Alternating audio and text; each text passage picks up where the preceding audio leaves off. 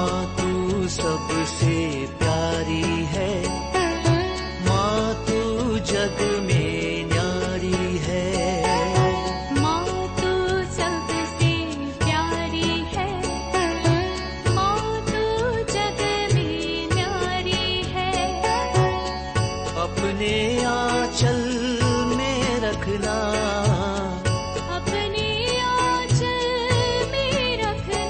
हमें वरदानों से भरना। माँ तू सबसे प्यारी है, माँ तू जग में न्यारी है। माँ तू सबसे प्यारी है, माँ तू जग में न्यारी है। Mr. Rajan Samuel, a great missionary in Hindi heartland, first class with distinction. पिता, पुत्र और पवित्र आत्मा के नाम पर आमीन। आप सबों को जय यीशु। आज के क्लास में मैं संत पापा लियो के द्वारा कलीसिया के लिए एक निर्णय सुनाया गया, इसके विषय में ही बता कर देता हूँ। आजकल हमें मालूम है रोज ऐसे फेक न्यूज़ अब घोषित किया, ये है वो है, मिस्सा में जाने का ज़रूरत नहीं, पाप स्वीकार करने की ज़रूरत नहीं, पोप लियो ने अभी ये आदेश दिया। इतने झूठे जो वीडियोस आजकल वायरल हो रहा है, आप लोग ऐसे वीडियोस को देखना बंद कीजिए। मैंने एक नहीं 2 क्लास इससे पूर्व में भी लेकर के बताया। यदि आपको कैथोलिक चर्च का ऑफिशियल लोग घोषणा नहीं करते हैं, या वतिकान न्यूज़ या वतिकान का जो ऑफिशियल साइट है उससे जब तक आप नहीं सुनेंगे, इस प्रकार के पाषंडता भरा जो टीचिंग कभी नहीं सुनना है। तो संत पापा कहीं भी कुछ प्रार्थना भी करता है, आजकल यही टेक्नोलॉजी के द्वारा उसको गलत शिक्षा देने वाला का शैतानी ग्रुप ये बहुत ज़्यादा फैल गया है। इसलिए ऐसे भ्रष्ट लोगों से, पाषंडी लोगों से, जो कैथोलिक की चर्च के विरोधी लोग हैं, उनको सुनना आप बंद कीजिए, नहीं तो आप नष्ट हो जाएगा। सुनना भी पाप है। यदि आपका ऐसा आदत है, आप अन्य कलीसिया से अन्य ऐसे लोगों को सुनता है, उसके लिए पाप स्वीकार करना है। क्योंकि वो सुनने के द्वारा यदि आपका विश्वास बढ़ता है, गलत सुन करके, इसका मतलब आपके अंदर गलत विश्वास बढ़ गया। आपको इसलिए गलत सुना, आप जानबूझ करके सुना, इसके लिए आपको पश्चाताप करना, पाप स्वीकार करना जरूरी है। इसलिए ऐसे लोगों को सुनना बंद कीजिए, पहली बात। दूसरी बात, बड़ी खुशी की बात है, संत पापा लियो 14 ने जैसे कुछ समय पहले माता मरियम को मीडियाट्रिक्स या कोर्डेंट्रिस्ट ये नहीं बुलाना, इसका ऐलान किया, उसी प्रकार बहुत पहले से डिमांड में रहा एक बात को अभी हाल ही में उसका भी अनाउंसमेंट हुआ। स्त्री पुरुष एक है, समत्व है। हमें मालूम है कई प्रोटेस्टेंट चर्च के अंदर महिला पुरोहिताई शुरू हुआ, और तब से कैथोलिक चर्च में भी यहाँ वहाँ आवाज़ उठने लगे महिलाओं को भी प्रीस्टहुड देना। उसके लिए भी मैंने क्लास लिया। कैथोलिक चर्च में ये कभी नहीं होने वाला है महिला पुरोहिताई। महिलाओं का तिरस्कार करने के कारण या उनका डिग्री नीचे करने के कारण ये सब नहीं है। इसका एकमात्र कारण है ईसा मसीह ने 12 शिष्यों को चुना। उन 12 शिष्यों में उनकी माँ मरियम भी नहीं है, उनकी माता भी नहीं है, किसी स्त्री नहीं था, और उनको ही प्रभु ईसा मसीह ने जो अधिकार दे करके, पुरोहिताई दे करके जो नियुक्त किया 12 शिष्यों में न होने के कारण कैथोलिक चर्च विश्वास करते हैं कि इसका मतलब पुरोहिताई केवल पुरुष को देना चाहिए। सेकंड रीजन है ईसा मसीह स्वयं एक पुरुष, ईश्वर है ना, वो पुरुष स्त्री ऐसा नहीं बनना चाहिए, आत्मा है, लेकिन ईसा मसीह एक पुरुष का रूप धारण कर आया। इसलिए वो महापुरोहित के समान कैथोलिक चर्च विश्वास करते हैं कि केवल पुरुष पुरोहित बनेंगे। अब तब एक डिमांड आया तो स्त्री लोगों को डीकन बना दो। आजकल एक सिस्टम शुरू हुआ है ना, परमानेंट डीकन। शादीशुदा हम लोग भी जो है डीकन बन सकता है, परमानेंट डीकन कहते हैं। सेवकाई कार्य करने के लिए इस डीकन ऑर्डिनेशन करते हैं। तो स्त्रियों को इसका मतलब सेवकाई कार्य करना है, पुरोहित मत बनाइए, डीकन तो बना दो। परमानेंट डीकन पद दे करके एक स्थान दे सकता है कि नहीं। ये बहुत पहले से, जब से ये पुरोहिताई के ऊपर भी बातचीत चल रहा था, तब से इसका डिमांड आया कई जगहों से। इवन कुछ क्षेत्रीय बिशप लोगों ने इसके लिए क्वेरी किया, डिमांड किया, और कुछ स्त्री समुदाय से, सोसाइटी से ये डिमांड आया, हम लोगों को परमानेंट डीकन जो पद है वो दीजिए। इसके ऊपर स्टडी करने का निर्णय संत पापा फ्रांसिस ने किया। संत पापा फ्रांसिस ने इसके लिए एक ग्रुप को बिठाया, इसके ऊपर स्टडी करने के लिए क्या हम लोग स्त्रियों को परमानेंट डीकन, क्योंकि वो काम सेवा कार्य करने के लिए क्या ये दे सकता है, इसके ऊपर स्टडी करने के लिए। तो उस कमीशन है कार्डिनल जूसेप्पे पेत्रोकी के अध्यक्षता में बनाया गया। संत पापा फ्रांसिस, ये अक्विला आर्चडायसिस, इटली के अक्विला आर्चडायसिस के बिशप थे, कार्डिनल जूसेप्पे पेट्रोकी। इनकी अध्यक्षता में एक कमीशन बिठाया इसके ऊपर स्टडी करने के लिए।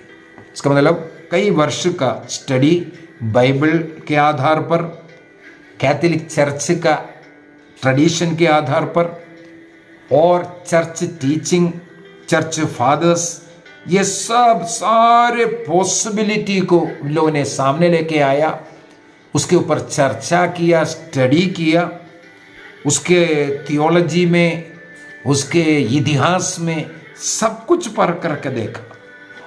यदि स्त्रियों को परमानेंट डीकन का पद देने से क्या फायदा होगा, उससे क्या नुकसान होगा, सब कुछ उन लोगों ने स्टडी किया।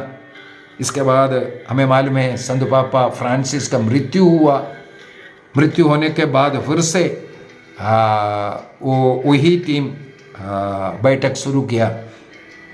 मुझे पढ़ने के लिए मिला है 2021 में ये कार्डिनल जूसेप्पे पेत्रोकी के अध्यक्षता में पहला एक कमीशन मीटिंग बुलाया गया, इसके ऊपर चर्चा किया, बाइबल पंडित लोग सब, कई लोग मिलकर के। इसके बाद उसका कुछ निर्णय आते आते संत पापा का मृत्यु भी हो रहा है, नहीं एक और है, जुलाई 2022 के जुलाई में, उस 21 में जो स्टडी किया, जो स्टडी करने के लिए सब लोगों को दिया, उसका चर्चा करने के लिए 2022 के जुलाई में फिर से वो बैठक बुलाया। वहाँ पर उसको रखने के बाद एक इलेक्शन किया। कितने लोग, 8 लोग उस समय पर था मेंबर्स। उन 8 लोगों के मेंबर, उसमें 7 लोगों ने उस स्टडी के आधार पर बोला नहीं देना चाहिए, और एक व्यक्ति दे सकता है। ये इसका मतलब 1:7 वोट पड़ा था। फिर उसके ऊपर फिर से समाप्त नहीं हुआ, फिर अगर देने से क्या इसमें गलती हो सकता है या फ़ायदा क्या हो सकता है, उसके ऊपर फिर से स्टडी वगैरह किया। और 2025 में अभी फरवरी महीने में उनका फिर से बैठक हुआ। हमें मालूम है तब तक संत पापा फ्रांसिस का जो रोग ज़्यादा, बीमारी ज़्यादा बढ़ भी गया था, और उन लोगों ने उस समय पर एक दस्तावेज तो तैयार किया। लेकिन इसके बाद मई महीने अप्रैल लास्ट में संत पापा फ्रांसिस का मृत्यु होना, दफन विधि, इसके बाद मई महीने में नया पोप आना। अभी नया पोप के सामने भी इसका फिर स्टडी रिपीट करना और 7 पेजों का एक निर्णय को पोप लियो 14वें के सामने पुटअप किया। उसके अंदर नहीं, अभी तक जितना भी बैठक है उसमें क्या क्या पॉइंट है सब बोल करके नहीं दे सकता। क्यों नहीं दे सकता है? प्रीस्टहुड का पुरोहिताई का 3 दर्जा है। पहला दर्जा ये है डीकन बनना। डीकन बनने के बाद उनको इसके बाद प्रीस्ट पुरोहित बनाया जाता है। और प्रीस्टहुड का पुरोहिताई का 3रा दर्जा है बिशप बनना। इसका मतलब है एक पूर्ण रूप से पुरोहित बनने का मतलब है बिशप बनना। तो ये पुरोहिताई का 3 लेवल है, डीकन बनना, प्रीस्ट बनना और बिशप बनना। यदि महिलाओं को डीकन बनाएंगे इसका मतलब वो प्रीस्टहुड का पहला कदम आप उठाया। अगर पहला दे सकता है तो दूसरा क्यों नहीं दे सकता? लक्ष्य ही पुरोहित बनने के लिए डीकन बनाया जाता है। पुरोहित बनने के लिए ही डीकन बनाया जाता है। यदि डीकन दे रहा है तो क्यों नहीं उनको पुरोहिताई दे सकता? यहां सवाल उठता है, शादीशुदा जो व्यक्तियों को पुरोहिताई डीकन, परमानेंट डीकन बनाता है तो स्त्रियों को क्यों नहीं? अभी पुरुष, जैसे मैंने पहले से बोला था, प्रीस्ट कौन बनेगा? केवल पुरुष बनेगा। उस पुरुष के गण में होने के कारण सबसे पहली बात है। दूसरी बात है, पुरुष विवाहित तो पुरुष प्रीस्ट है हमारे चर्च के अंदर। लैटिन कलीसिया में नहीं होगा, लेकिन मलंगरा चर्च में है। कई ऐसे हमारा जो चर्च है कैथोलिक चर्च के अंदर, उसके अंदर विवाहित लोग प्रीस्ट है। विवाह के पहले प्रीस्टहुड लेने के पहले उनको विवाह करना पड़ता है। यदि विवाह नहीं किया, प्रीस्ट बन गया, इसके बाद वो विवाह कर नहीं सकता है। तो विवाह किए हुए लोग, पुरुष लोग प्रीस्ट भी बनते हैं। इसी वजह से एक पुरुष को परमानेंट डीकन भी अगर दे रहा है उसमें गलती नहीं है, लेकिन स्त्री पुरुष पुरोहित नहीं बनते, इसलिए नहीं देना चाहिए, ये बताया।